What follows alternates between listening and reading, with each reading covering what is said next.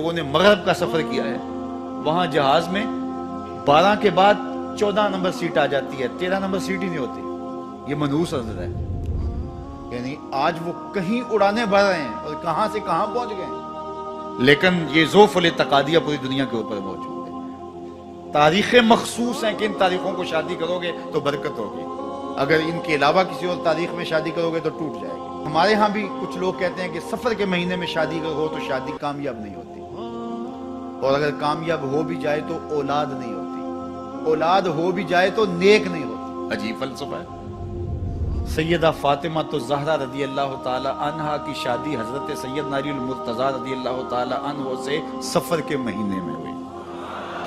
مجھے بتاؤ ایسی کامیاب شادی بھی کوئی ہو سکتی ہے، اور ایسا اچھا جوڑا بھی کوئی ہو سکتا ہے، اور پھر کہتے ہیں اولاد نہیں ہوتی، حسن حسین اور زینب پیدا ہو گئے۔ ایسی اولاد بھی ہو سکتی ہے، اچھا اولاد ہو جائے تو نیک نہیں ہوتی۔ مجھے بتاؤ حسین جیسا نیک کون ہوگا، حسن جیسا نمازی کون ہوگا، اور زینب جیسی پردے دار کون ہوگی؟ تو یہ لوگوں کی اپنی خواہشات ہیں، زبان پہ جو کہہ دیے لوگ وہی مان گئے۔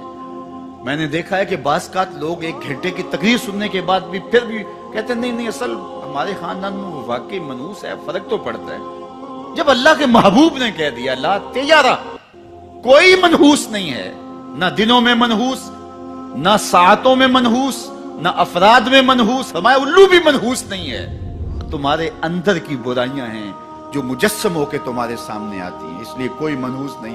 ہمارے والدین نے بچپن میں ہی ہمیں یہ باتیں اچھی طرح سے ازبر کروائیں، اور ہماری تربیت اس طرح کی کہ ہم الحمدللہ کبھی بھی ذوف الاعتقادی کا شکار نہیں ہوئے۔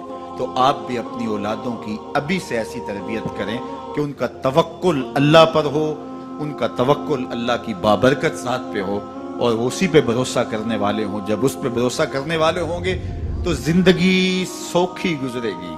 کبھی مشکل آ بھی جائے گی تو پریشانی نہیں ہوگی کہ دیکھیے کبھی خنداں کبھی گریاں، کبھی اللہ کچھ عطا کرتا ہے کبھی کچھ عطا کرتا ہے۔ وہ محمود غزنوی کو بوڑھے لوگ محبوب تھے، لیکن سب سے زیادہ محبوب ایاز تھا۔ تو ایک دن اس نے اس کو خربوزہ دیا تو وہ چٹخارے لے کے کھا رہا تھا۔ بادشاہ نے چکھا تو وہ کڑوا تھا، کہا ایاز یہ تو کڑوا ہے؟ تو کہا کہ حضرت ہاں کڑوا ہے۔ تو کہا پھر تم مزے سے کھا رہے ہو؟ کہا ساری زندگی ساتھ سے میٹھی نعمتیں کھائی ہیں، آج ایک کڑوا مل گیا تو پھینک دوں؟